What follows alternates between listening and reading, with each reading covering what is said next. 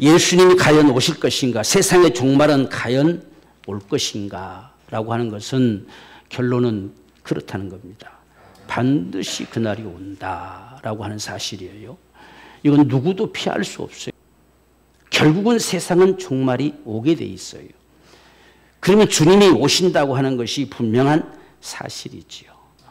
그분이 세상에 오셔서 죽으리라 하신 그대로 죽으셨어요. 그런데 그분은 죽은 자 가운데서 반드시 살리라 하신 그대로 또 살아나셨어요. 그리고 하늘로 올리우시면서 가심을 본 그대로 다시 올 것이다 라고 말씀했어요. 오늘 말씀의 11절 말씀 보면 가로되 갈릴리 사람들아 어찌하여서 하늘을 쳐다보느냐, 너희 가운데서 하늘로 올리우신 이 예수는, 그랬어요. 하늘로 올리우셨다는 사실을 우리가 지난 시간에 들었죠. 정말 하늘로 올라가셨느냐, 주님이 하늘로 올리우신 것이 분명하다는 이야기예요. 거기에 많은 한 500여 명이 넘는 사람들이 보는 데서 땅으로부터 시작해서 하늘로 올려갔어요. 얼마만큼 올라갔느냐, 구름이 가려워서 보이지 않을 때까지 올라갔다는 이야기예요. 거기까지 쳐다보고 있었어요, 많은 사람들이. 근데 가심을 그걸 본 그대로 그분이 그대로 올 것이다 라고 말씀하는 거예요. 그래서 이 예수는 하늘로 가심을 본 그대로 오실 것이다. 하늘로 가심을 본 그대로예요. 그러니까 오늘날 지금 하늘로 가심을 본 그대로 오신 것이 메시아고 다시 오실 예수님이시고, 그것이 우리 인생의 세상의 종말을 구할 수 있는 마지막 주님의 역사입니다. 가심을 본 그대로 오셔야 돼요. 이게 아이로 와서 나다 하는 건 거짓이에요. 지금 가심을 본 그대로 오신다, 이 사실이 저와 여러분들 속에 분명한 확신이 되고 믿음돼야 돼요. 그래서 많은 사람들이 지금 지켜보고 있는 상황, 500명 되는 사람 지켜보고 있는 그 상황 속에 들려진 소리예요. 하늘로 가심을 본 그대로 오실 것이다. 그러니까 하늘로 가심을 본 그대로 오신다면 예수님이 영으로 올까요? 부활하신 그 몸으로 오실까요? 부활하신 그 몸으로 오셔요. 이 한마디만 우리가 분명히 알아도 결코 이단에 빠질 수가 없어요. 그래서 하늘로 가심을 본 그대로 오실 것이다. 그러니까 하늘로 쭉 올려갔잖아요. 그러니까 구름 아래로 오시면 그분 나타나는 걸 볼 수 있겠죠. 그래서 반드시 가심을 본 그대로 오신다. 하나님은 우리에게 나타나실 때요, 결코 아무도 모르게 살짝 나타나서 나다 이렇게 나타나지 않습니다. 하나님이 세상에 오실 때는 반드시 알게 나타나십니다. 반드시 다 증거되게 나타나셔요. 그분이 말씀하신 바 그대로 나타나시는 겁니다. 그게 하나님의 역사지요. 예수님이 세상에 태어날 때도 누가복음 2장 12절 보면 반드시 아기로 탄생한다 했어요. 그래서 그 아기의 탄생이 말구에 탄생되었다는 사실을 목자들에게 알려서 가서 보라는 거예요. 이 표적이라는 거예요. 하나님이 육신대 세상에 임하신 표적이라는 겁니다. 그래서 가보니 진짜 그렇게 있었어요. 분명하게 보여서 알게 하시지 하나님 모르게 살짝 가가지고 나다 이렇게 안 합니다. 그게 하나님의 역사라는 사실을 오늘 저와 여러분들이 분명히 알아야 돼요. 하나님 몰래 움직이시지 않아요. 성령이 세상에 오실 때도 그냥 살짝 와서 나한테 성령이 왔다니까 우게 되고 사도들이 증거하는 게 아니에요. 그들도 놀란 만큼 성령이 강하게 바람 같은 소리와 더불어서 불꽃처럼 역사에 왔어요. 이걸 우리가 사도행전에서 2장에서 볼 수 있잖아요. 2장 1절 4절에서 성령이 오셨는데 그 성령이 실제 오심이 지금 급하고 강한 바람 같은 소리가 온 집안에 가득 찼어요. 마가의 다락방에 한 120명이 모였다 했잖아요. 거기에 막 바람이 휙휙 돌아가는 소리가 다 막 그들이 가득 차게 느껴졌어요. 그리고 막 불꽃이 일어나는 것처럼 불에 혀가 치면 불이 팍팍 혀가 치는 것은 이게 확 불꽃이 친다는 이야기죠. 그런 모습처럼 분명하게 성령의 임하심을 나타내 보여주셨어요. 하나님의 임하심은 결코 몰래 오지 않습니다. 그러니까 주님 다시 오심도 반드시 볼 수 있게 오십니다. 그분이 특별히 다시 오실 때는 온 세상이 동시에 볼 수 있도록 오셔요. 어떤 사람은 그렇게 이야기하니까 지구가 둥근데 이쪽에서 나타나시면 저 뒤에 있는 사람은 어떻게 봅니까? 이렇게 하죠. 여러분 오늘날 그냥 세상에서도요, 어느 쪽 하나는 그쪽에서 무슨 일이 일어나도 전 세계 동시에 알아요. 동시에 알아. 왜? 전부 매스컴이 발달해가지고 지금 그 특종이잖아요. 특종. 하늘에 소리가 들려지고 나타나면 이걸 누가 조용하게 있겠습니까? 순식간에 전 세계가 다 알려줄 수밖에 없지요. 그런데 그분 자체가 오심이 그냥 조용하게 임하신 것이 아니기 때문에 세상이 다 알게 돼요. 그래서 우리가 마태복음 24장 30절 보면 그때에 인자의 징조가 하늘에서 보이겠고 그때 땅의 모든 족속들이 통곡하며 그들의 인자가 구름을 타고 능력과 큰 영광으로 오는 것을 보리라 했어요.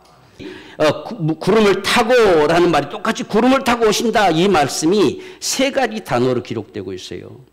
하나는 에피라는 말입니다. 여기서는 지금 에피라는 말로 기록이 돼요.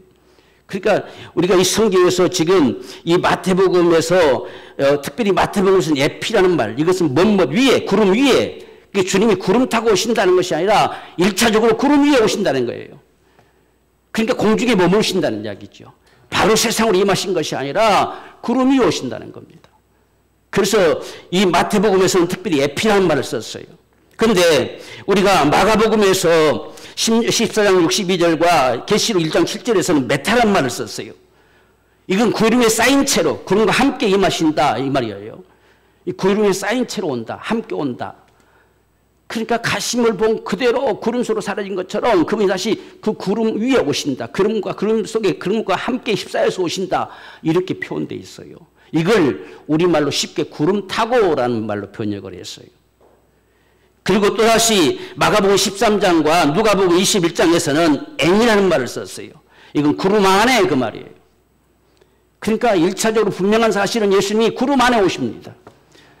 이 땅으로 바로 직접 오시지 않아요. 그런데 그 사실이 구름에 가려서 보이지 않게 된 것이 아니라 구름을 다 열어서 온 천지가 보게 하시는 거예요. 벌써 그 공중에 나타난 것을 보면서 모든 족속들이 통곡할 거란 이야기예요. 야, 이게 진짜였구나 하는 거예요. 여러분 우리가 보세요. 만약에 우리가 수없이 복음을 전하고 수없이 이렇게 했지만 그 사실을 끝까지 믿지 않고 고집하고 이렇게 했던 사람들이 그 광경을 보았을 때 얼마나 두렵겠어요. 한번 생각해 보세요. 이건 통곡할 수밖에 없죠. 그런데 주님이 나타나시면 끝이에요. 그날에는 나 이제부터 예수 믿겠습니다가 안 돼요. 그건 될 수가 없어요. 그분 나타날 순간부터는 갈라지게 됩니다. 그걸 우리가 알아야 돼요. 예수님 오시면 그때 우리가 분명히 보고 믿을 것이다 이렇게 하면 될 것 같이 생각하는데 그렇게 되지 않아요. 예수님 오시는 순간 이미 성령이 교회들과 함께 공중으로 올라가 버려요. 성령이 계시지 않아요. 이 땅에는. 믿을 수가 없어요. 그래서 그분이 나타나 보이는 순간에 통곡할 수밖에 없습니다. 아, 이게 진짜였구나. 저들이 말한 게 진짜였고 성경이 말한 게 진짜였고 예수님이 죽은 자 가운데 부활하셔서 하늘로 올려오시고 다시 오심이 진짜였구나. 그때서야 비로소 그걸 목격하고 온 족속들이 다 애곡 통곡할 것이라는 이야기예요. 이 사실이 우리 앞에 분명히 보여서 나타나질 것이다. 실제 구름 위에 그 구름에 휩싸여서 그분이 나타나실 것이라는 이야기예요. 저 공중에 나타나실 거라는 이야기입니다. 그걸 지금 분명하게 성경에서 밝히고 있어요. 몰래 나타나는 자는 다 적그리스도예요. 그건 거짓이고 사기꾼들이에요. 하나님은 절대 몰래 나타나지 않아요.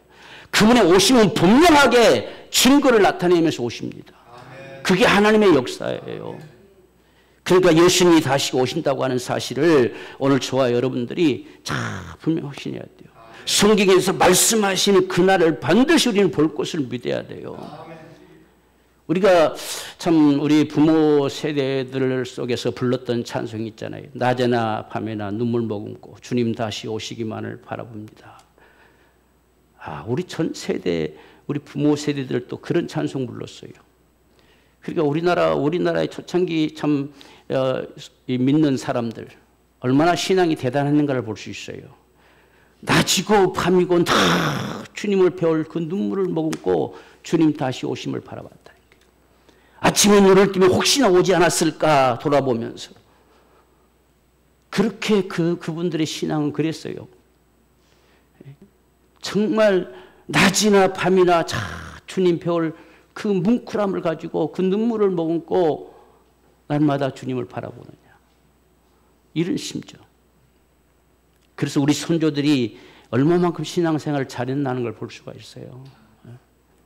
자, 그렇게 참 밭일하고 논일하고 아기들을 들쳐오고 참 교회 나와서 기도하고 이렇게 살아가던 사람들. 지식적으로서는 우리보다 못할 줄 모르지만 그들의 신앙은 주님 반드시 다시 오신다는 것이 분명하게 그들이 담겨진 믿음이었어요. 천국을 소망하는 게 분명하게 믿음이었어요. 그들에게는. 오늘 저와 여러분들 속에도 이러한 믿음이 분명하기를 원해요. 주님이 실제 세상에 임하심의 모습을 더 구체적으로 말씀하신 것이 데살로니가서 4장 16절에서 말씀하는데 주께서 호령과 천사장의 소리와 하나님의 나팔로 친히 하늘로 쫓아 강림하신다. 하늘로부터 오셔요. 그분은 절대 땅으로부터 오는 게 아니라 하늘로부터 오십니다. 하늘로부터 강림하세요. 그런데 주님의 호령과 천사장의 소리와 하나님의 나팔 소리가 온 땅을 진동시킬 거예요. 그러니까 절대로 예수님의 오심은 조용하게 임하지 않습니다. 그 소리가 얼마나 크면 여러분 공중에서 보면요, 하늘에서 보면 지구 땅덩어리 주목받고 다녀요. 그럼 거기서 울려 퍼지면 땅덩어리 저 밑에 있든지 어디 있든지 다 그 소리를 들을 수밖에 없어요. 땅이 진동하겠죠. 여러분 주님이 호령하신다는 이야기예요. 그리고 천사장이 외쳐대고 온 나팔이 울려 퍼지는 거죠. 그렇기 때문에 오늘 저와 여러분들에게도 반드시 주님이 이 모습으로, 이건 어떤 비유가 아니에요. 이건 실질적이 일어날 사건이에요. 주님이 하나님이 아기로 온다는 게 비유가 아니었잖아요. 아기로 오셨잖아요. 그가 구유에 탄생하는 것이 비유가 아니었습니다. 실제로 구유에 탄생하셨어요. 지금 이같이 하나님께서 주님께서 세상에 오시는 것이 반드시 조용하게 임하는 것이 아니라 소리치며 호령을 하고 오는 거예요. 우리가 이런 모습들을 실제로 봐야 돼요. 그래서 천사장의 소리와 하나님의 나팔 소리, 이 나팔이 마지막 나팔이에요. 그러니까 성경에 보면 7 나팔이 나오죠. 7 나팔이 이렇게 계시록에 보면 부러지는데 다른 나팔 소리는 우리에게 나팔 소리가 안 들려요. 그냥 징조가 나타나기 시작하지요. 그분의 경고하심이 나타나기 시작해요. 그러나 마지막 나팔 소리는 반드시 우리에게 들려집니다. 이건 못 들은 사람이 없어요. 반드시 들려져 와요. 그래서 그때 어떤 일이 벌어지느냐, 그리스도 안에서 죽은 자들이 먼저 일어나고 그렇습니다. 나팔 소리가 울려 퍼지면 죽은 자들이 먼저 일어나요. 죽은 자들이 산다는 이야기예요. 다 부활해서 삽니다. 그리고 그때까지 안 죽고 살아있는 사람들, 그러니까 예수님이 오시는 건요, 세상 다 끝나고 오시는 것이 아니라 사람들이 지금 우리가 지금 사는 것처럼 다 살고 있는 이 지구상에, 이 역사 속에 오신다는 이야기예요. 그러니까 그때까지 죽지 않는 자가 있어요. 그 후에 우리 살아남은 자도 저희와 함께 구름 속으로 끌어올려 이렇게 합니다. 그러니까 주님이 구름 위에 오시는 거예요. 이 땅으로 바로 오지 않습니다. 왜? 할 일이 있어요. 지금 주님이 오심에 인해서 믿는 자와 믿지 않는 자를 구별시켜버린 겁니다. 완전히 구별시켜버리는 거예요. 그래서 믿는 자들을 전부 공중으로 끄집어 올린다는 거예요. 그때 저와 여러분들이 변화되는 거예요. 이 몸으로 끌려 올라가지 않아요. 죽은 자들이 부활한 것처럼 저와 여러분들은 산채로 순식간에 부활의 몸을 가져요. 그렇게 해서 하늘로 공중으로 끌어올려집니다. 그래서 공중에서 주를 만나게 됩니다. 이게 구름 타고예요, 여러분들. 구름 타고 오신다는 말을 우리가 분명히 잘 이해하십시다. 이 구름 위에, 구름에 휩싸여서 그 공간에 오신다는, 그 공중에 오신다는 이야기예요. 그렇게 나타나십니다. 그런데 그 모습이 구름이 가려서 이제는 보이지 않는 것이 아니라 구름이 다 갈라져서 전 세계가 볼 수 있는 모습으로 오신다는 이야기예요. 그래서 우리가 주와 함께 그때부터 시작해서 항상 함께 있을 것이다. 이날부터는 우리는 천국의 삶이 되는 거예요. 이건 이미 부활의 몸을 입어버렸기 때문에 주님 나팔소리가 퍼지는 순간에 우리는 산채로 부활해버려요. 산채로 부활의 몸을 입는 거예요. 그때까지 안 죽고 살았으면 좋겠지, 그죠? 우리 살았을 때 주님 오시면 얼마나 좋겠습니까? 어떤 죽음의 아픔과 이 고통도 우리 당하지 않고 그냥 산채로 직접 오심을 목격하고 그대로 뿅 하고 순식간에 변화되는 모습들. 그러니까 사람이 죽고 살고는 큰 차이가 없어요. 주님 오시는 그날 그 나팔 소리가 퍼지는 순간에 죽은 자도 부활하는 거예요. 그 죽은 자가 부활하고 그 다음에 우리 살아있는 우리들도 역시 부활해서 그 부활의 몸을 입는 거예요. 그리고서 그때부터 주님과 함께 항상 있을 것이다. 그러니까 모든 게 끝나는 거죠. 이날은 모든 게 끝나는 날이에요. 더 이상의 어떤 기회나 어떤 다른 시간들이 없어요. 이것으로 모든 것이 끝이 나는 것입니다. 자, 이같이 주님께서 결코 잠잠하게 오지 않는 사실을 분명히 밝혀줍니다. 우리가 공주로 끌어올라가는데 어떻게 끌어올라가느냐. 고린도서 15장 51절을 보면 보라 너에게 비밀을 말하노니 우리가 다 잠잘 것이 아니요. 여기서 잠잔다는 말은 죽는다는 이야기죠. 우리 가운데 다 죽고 난 다음에 예수님이 오실 것이 아니란 이야기예요. 다 잠잘 것이 아니요. 그 다음 마지막 나팔의 순식간에 호련히 다 변화할 것이다. 그러니까 지금 계시록이 아닌데도요, 이 사도 바울도 마지막 나팔이라는 말을 말하고 있어요.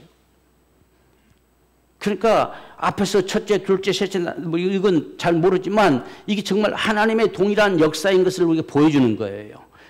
어째서 사도 바울은 마지막 나팔이라는 말을 썼을까? 첫째, 둘째도 전혀 없는데. 그러니까 이 땅에 계시록 요한이 지금 증가한 것처럼 계시록에서 마지막 나팔이 울려 퍼지는 그 순간은 주님이 오시는 순간이고 그 순간은 저와 여러분들이 호련히 변화돼서 구름 속으로 올려가는 순간이라는 이야기예요. 그래서 그 마지막 나팔은 반드시 우리에게 들려져요. 여러분, 이 세상의 끝은 복음이 땅끝까지 전파되는 거예요. 우리는 복음에 관심을 가져야 돼요. 이 복음이 땅끝까지 전파되면 끝이 오는 거예요. 그동안에는 수없는 재난의 사건들은 우리가 끊임없이 있어요. 그래서 저와 여러분들이 다 변화돼 가지고 올라갑니다. 그래서 우리가 52절 보면 나팔 소리가 나매 죽은 자들이 썩지 아니할 것으로 살고 그랬잖아요. 그 다음에 살아있는 우리도 썩지 아니할 그 몸으로 부활한다는 이야기예요. 그래서 부활의 몸이지요. 그렇게 해서 공중으로 다 끌어올려갑니다. 그래서 나팔 소리가 마지막 나팔 소리가 울려 퍼지면 바로 이런 일이 벌어지는데 우리가 계시록 11장 15절 보면 마지막 나팔 소리가 있습니다. 일곱째 천사가 나팔을 불매 하늘에 큰 음성이 나서 가로되 세상 나라가 우리 주와 그 그리스도의 나라가 되어 그가 세세토록 왕노릇 하실 것이다. 마지막 나팔이 울려 퍼지면요 세상도 끝이에요. 주님이 다 통치해버려요. 그 마지막 나팔이 울려 퍼지면. 그러니까 지금 마태복음에서나 사도행전에서나 또 여기 지금 계시록에서나 말씀하는 모든 모습들이 동일하게 지금 맞아지는 거예요. 그날은 주님이 왕으로 오세요. 다시 우리를 때문에 죽으러 오신 주님이 아니에요. 그때는 통치하시러 오신 그분이 세상을 심판하러 오신 왕으로 오신다는 이야기예요. 그래서 우리가 계시록 17장 14절 보면 만주의 주여 만왕의 왕이시다 이렇게 고백을 하죠. 그분이 왕이시다는 이야기예요. 오늘 우리는 주님의 오심이 우리가 어떤 모습으로 봐도 분명한 겁니다. 다시 올려오신 그분이 어디로 가고 없어지겠어요? 반드시 다시 오십니다. 그분이 이 땅에 교회를 세우시고 구원한 자들을 만드셨으면 그분이 말씀하신 그대로 아버지 집으로 데리고 가야 되잖아요. 천국에 영원히 거할 수 있도록 이끌어 가셔야 됩니다. 그래서 우리를 데리러 오시는 겁니다. 주님 내가 반드시 너를 데리러 온다 하셨잖아요. 저와 여러분들을 천국으로 데리러 오시는 거예요. 반면에 세상은 심판하러 오시는 거지요. 그러니까 주님이 나타나신 그날에는 세상의 왕이고 어떤 권세가 아무짝에 쓸모없어요. 그분이 그냥 모든 걸 다스리고 통치하십니다. 그런데 주님이 나타나시면 그 다음에는요 세상은 그냥 심판이 쏟아부어져요. 우리가 계시록에 보면 7 대접의 심판이 있어요. 이 7 대접의 심판은 이 마지막 나팔 소리가 울려 퍼지고 15장 16장에서는 성도들이 어떻게 되어버리는 어떻게 구별되어 버리는가를 보여주고 있어요. 그러니까 계시록에서 말씀하는 것과 다 동일한 역사가 성경에 다 흘러가고 있지요. 이 마지막 나팔 소리가 울려 퍼지는데 성도들이 지구상에 사라져 버렸어요. 다 사라져 버렸어요. 근데 계시록에서 뭐라고 말하고 있느냐? 유리바다 건너편으로 건너갔다는 거예요. 가운데 표현을 유리바다라고 표현했어요. 건널 수 없지. 아무나 건널 수 없는 유리바다가 되어 있다는 거예요. 근데 믿는 자들은 다 저쪽 건너편으로 건너가 버렸어요. 이것을 지금 오늘 데살로니가 전서에서는 다 공주로 올려갔었다는 거예요. 이 모습을 말씀하고 있지요. 그리고서 세상에 드디어 17장부터 하나님 17장 18장에서 심판이 쏟아부어집니다. 그게 대접의 심판이에요. 일곱 대접이 쏟아부어지잖아요. 그때부터는 세상은 그냥 하나님 주님 손에서 멸해지는 거예요. 이제는 세상은 바로 주님이 오시면 끝나요. 마지막 나팔이 울려 퍼지면 모든 것은 끝나요. 그래서 그날에 예수님이 왕이 되시는 거예요. 다 통치하실 것이다 이렇게 말씀하세요. 그러니까 저와 여러분들이 오늘 우리가 언제까지 살게 될 것이냐라고 하는 것은 주님 오신 날까지, 마지막 나팔 소리가 울려 퍼지는 그날까지. 자, 그러면 그날을 과연 알 수 있을까? 언제 오실까? 그날과 그 씨는 너희가 관여할 바 아니다 하셨어요. 너희가 굳이 그걸 추적해가지고 이날일까 저날일까 그러니까 이상하게 빠지는 거예요. 그건 너희가 알 바 아니다는 거예요. 우리가 관여할 바가 아니에요. 왜? 그날은 아버지의 고난에 있어요. 고난이라고 하는 것은 당길 수도 있고 밀 수도 있다는 이야기예요. 나를 딱 정해놓고 이게 무조건 이 날이다 이것이 아닙니다. 그분이 스톱시키면 언제든지 끝이 난다는 이야기예요. 그게 고난이죠, 고난. 그러니까 아버지만 아시고 아들도 모른다고 그랬어요. 그러니까 어떤 분들은 또 봐라, 예수님은 전능하지 않으니까 그것도 모르니까 하나님이 아니지 또 이렇게 이야기해요. 왜 모르느냐? 아버지 고난이니까, 아버지 마음이니까. 아버지가 날짜를 정해놓고 이날에 반드시 멸한다 이렇게 하지 않고 아버지 고난에 있어요. 오늘이라도 수도시키면 끝나는 거예요. 그분이 1000년을 미루고 있으면 1000년을 미룰 수도 있는 분이세요. 그분은 하루가 1000년 같고 1000년이 하루 같으신 분이에요. 그분에게는 아무것도 관계없어요. 그러니까 아들도 상관하지 않는다는 이야기예요. 아버지만 하신다는 이야기예요. 오늘 저와 여러분들이 아버지 고난해 주신 너희 알 바 아니라는 거예요. 여러분들 몇 월 며칠 올까 절대 관심 가질 필요가 없어요. 그건 너희 알 바 아니라는데 왜 자꾸 알려고 그래요? 그래서 그날을 자꾸 끄집어내는 자들은 이게 잘못된 사람들이에요. 이건 주님을 거역하는 것이에요. 너희 알 바 아니라고 하는데 왜 알려고 하냐 그 말이지요. 우리는 그게 관심사가 아니에요. 우리의 관심사는 너희 알 바 아니요 오직 그랬잖아요. 오직 성령이 너희에게 임하시면 너희가 권능을 받고 예루살렘과 유대와 사마리아 땅끝까지로서 내 증인 되리라 하셨습니다. 너희의 관심사는 바로 이것이라는 거예요. 너희의 관심사는 정말 성령님만 권능받아서 땅끝까지 복음을 전하는 것이다. 땅끝까지 전파되면 그제 끝이 온다는 거예요. 그렇게 하는 동안에 주님은 오시겠다는 거예요. 그러니까 우리 관심은 언제 종말이 올까? 몇 년 몇 월이 될까? 이건 너희의 알 바 아니다는 겁니다. 그건 아버지 고난에 달려있어요. 여러분 그날 온갖 스톱시킬 수 있어요. 우리는 그날까지 우리의 관심사는 성령의 권능을 받아서 예루살렘과 유다와 온 사마리아 온 땅끝까지 예수의 증인된 삶을 사는 거예요. 이게 우리 관심사예요. 여러분 이렇게 우리 살아가면요 주님 다시 온 날 주님 맞이하기에 아무런 지장이 없어요. 뭐 다른 것에 겁을 먹고 666 표를 받냐 안 받냐 그런 것에 관심 가집니까? 성경에 생명책에 농명되지 아니한 자만 받을 것이다 했어요. 왜 우리가 그걸 걱정합니까? 우리 생명책에 기록된 자들이 왜 그걸 걱정하고 앉아 있습니까? 자꾸 엉뚱한 데 관심 갖다 보니까 미혹되는 겁니다. 너희 할 바 아니라면 우리가 가냐 안 하면 됐지요. 그건 아버지께 달린 거예요. 또 우리가 복음이 땅까지 전파되는데 어디까지를 주님의 땅끝이라고 이야기할지 우리는 잘 모르잖아요. 근데 복음이 흘러오는 것을 보니까 다 서양으로 돌아왔어요. 그러니까 예루살렘부터 시작해서 서쪽으로 흘렀다는 이야기예요. 그래서 예루살렘으로부터 시작해가지고 지금 영국, 구라파 이걸 거쳐서 미국, 우리나라에 건너오지요. 이제 우리나라에서 마지막 예루살렘을 향해서 나가는 이 복음, 이쪽이 다 복음 전파의 우리 현장들이지요. 그러니까 이렇게 복음이 다 전파돼서 지금 예루살렘까지 들어가는 거예요.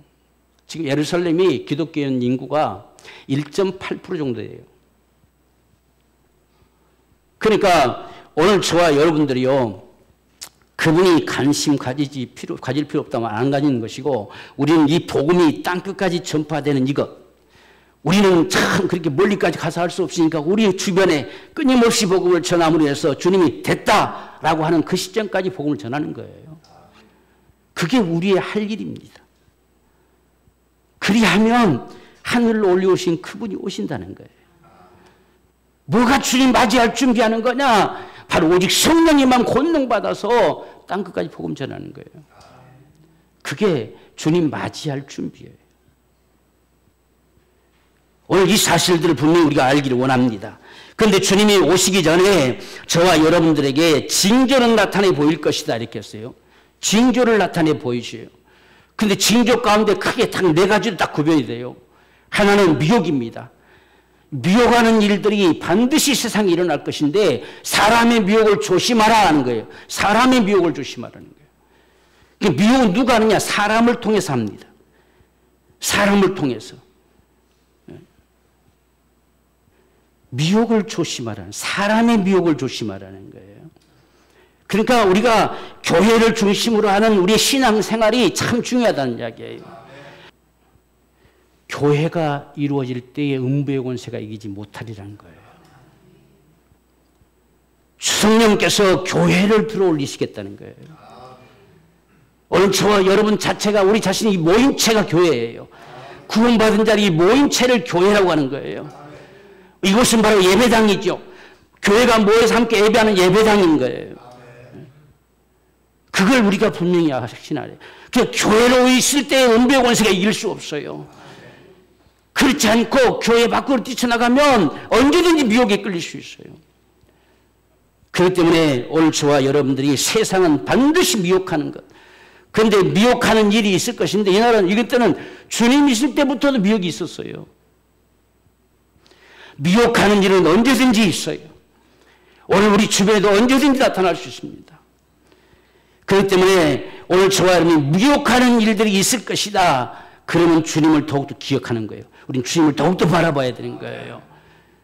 이 미혹의 소리가 점점점 가까이 들려질 때, 그래서 이 같은 사실을 계시록에서는 네 마리의 말이 질주하고 달려온다고 표현했어요. 여러분 말을 향해서 달려오라라고 말했습니다. 여러분 멀리서 지금 뛰쳐오는 그 말이 점점 가까이 오면 말발구스가 더 커지겠잖아요. 그러니까 이런 일들이 더 커져서 우리 주변에 휩싸여 올 때에 그 말이에요. 그러면 주님이 곧 문 앞에 와 있는 걸 알아라는 거예요. 그게 얼마만큼 가까이 들려지느냐는 거예요. 그 다음에 우리가 이 전쟁입니다. 난리 소문. 난리와 난리 소문들, 나라와 나라와 민족이 민족을 대적하여 일어날 것이다. 이 전쟁이 일어날 것을 말하죠. 끊임없이 전쟁이죠. 그리고 이 전쟁의 소리들이 얼마만큼 또 가까이 들려져 오기 시작하느냐는 거예요. 오늘날 난리 소문은요, 우리나라뿐만 아니라 온 세상이 다 난리예요. 지금 나라가 지금 같은 나라 군부 세력이 나라 안에서 둘러갈려지고 쌈박질하잖아요. 온통 난리, 민족이 민족끼리 다 나라가 난리 들리는 거죠. 이런 소리들이 얼마만큼 또 가까이 들려지느냐, 그런 것을 우리가 바라보는 거죠. 그 다음에는 이제 기근과 지진들이죠. 갈수록 지진이 자주 일어나잖아요. 점점 잘 살아간다 하는데 굶어 죽는 사람 더 많아지잖아요. 자꾸 이런 모습들이죠. 요즘은 또 마약 가지고 완전 사람들이 완전히 좀비처럼 만들어 놓죠. 그래서 기근과 지진, 죽음, 그 다음에 죽음의 역사가 나타납니다. 전염병으로, 수없는 병들로 죽어가는 거. 여러분, 인생의 삶은요, 길어야 100년 앞으로 끝나요. 우리 당대에 이런 역사들이 반드시 있다는 이야기예요. 이런 일들을 보면서 우리는 주님께로 더 가까이 가는 거예요. 이런 일들을 보면서 주님 오심을 더 사모하는 거예요. 이게 끝에만 있을 일이 아니에요.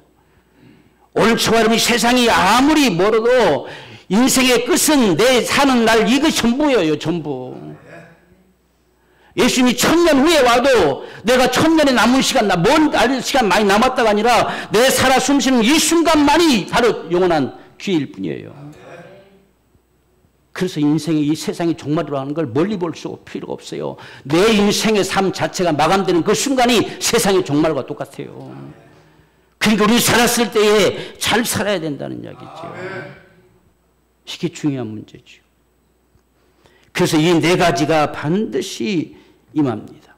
근데 이런 역사가 흘러가면 거기에 신앙을 지키기 위해서 죽임을 당한 많은 순교자들이 나타난다는 이야기예요. 그래서 우리가 이 계시록에서는 딱 넷째 인이 떼고 다섯 번째 인을 뗄 때 순교자가 나타나죠. 이게 이 교회사 속에 흘러가는 세상의 모습들이에요. 다 질받고 지나가지요. 그러니까 많은 믿는 자들이 순교하는 거예요. 그 순교자들이 하나님을 향해서 부르짖습니다. 그들의 오난을 언제까지 하나님 그냥 보고만 계실 겁니까? 여러분, 순교자의 수가 차면 내가 반드시 쓸어버린다 했어요. 노아 때도 그가 죄가 다 찬이 쓸어버렸잖아요. 그렇게 지금 순교자가 얼마만큼의 수가 차야 될까라고 하는 것은 우리가 잘 알 수는 없죠. 그런데 우리가 로마 카톨릭이 딱 시작되면서 국교화가 되어지고 콘스탄틴 대제가 일어나고 이렇게 하면서 모든 것이 기독교가 국교되는 것 같았지만 나중에 결국 교황이라는 게 탄생되면서 완전히 탈바꿈되어 버렸죠. 그래서 종교 개혁이 일어날 때까지 7천만 명이 죽었어요. 어마어마한 수가 죽었어요. 그때만 그렇게 죽었는데 우리나라만 6.25 때나 일제 때 얼마나 많은 사람들 죽었습니까? 그 수가 차면 하나님이 결코 용납하지 않겠다는 거죠. 쓸어버리겠다는 거죠. 그래서 세상의 종말은 반드시 오는 거예요. 주님이 세상에 오신 건 반드시 오는 겁니다. 이건 분명한 사실이에요. 그래서 이러한 바로 주님의 오심이 분명하다면 우리는 어떤 신앙의 삶을 살아야 될 것인가 라고 하는 것입니다.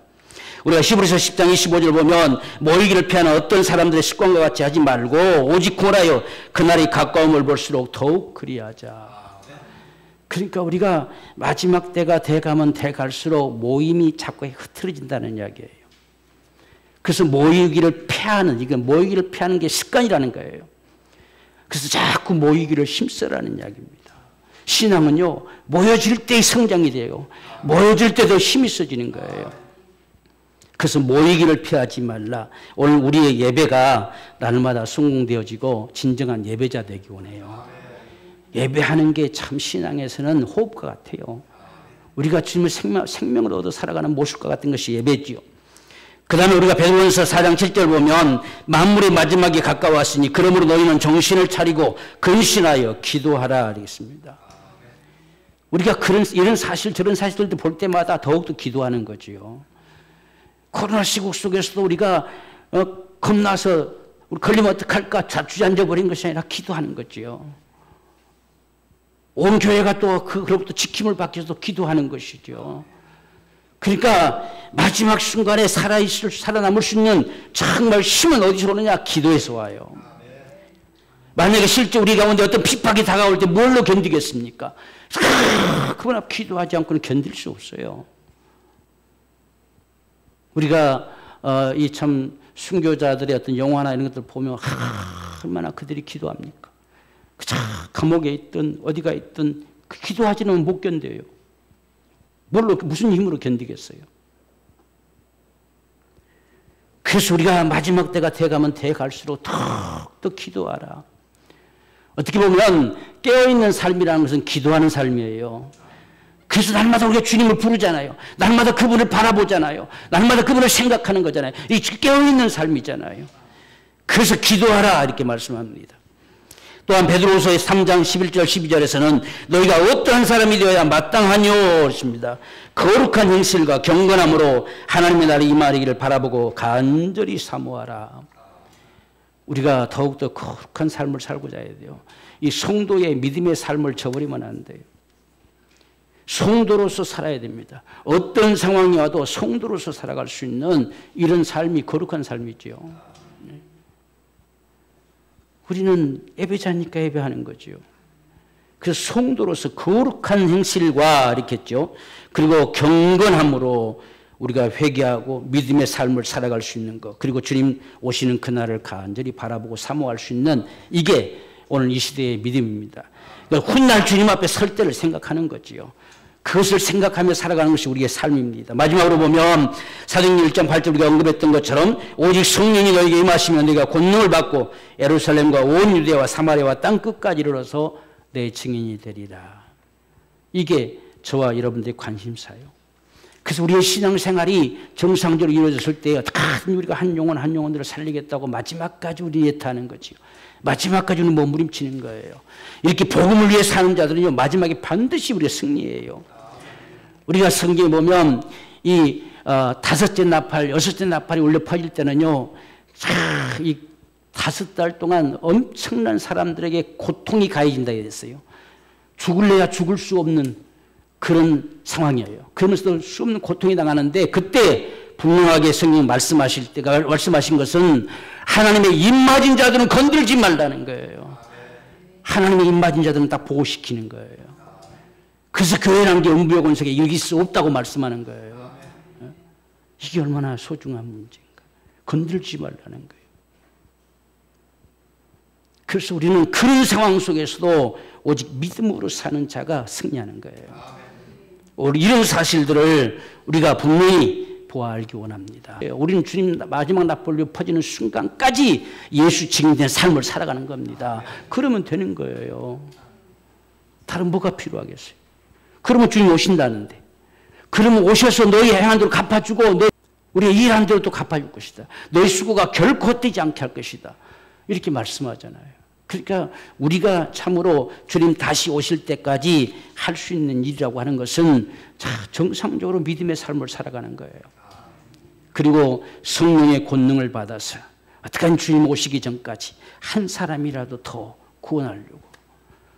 우리가 베드로서 3장에 보면 주님께서 주님이 이같이 지금 기다리고 계신 것은 한 사람이라도 더 회개하고 구원받고 난다는 거예요. 이게 주님의 심정이에요. 우리가 그 심정을 가지고 한 영혼 살려보자 라고 하는 게 주님 오신을 준비를 하는 최대의 우리의 삶이지요. 이런 삶이 오늘 저와 여러분 모두의 삶이 되어지기를 주님으로 축원합니다.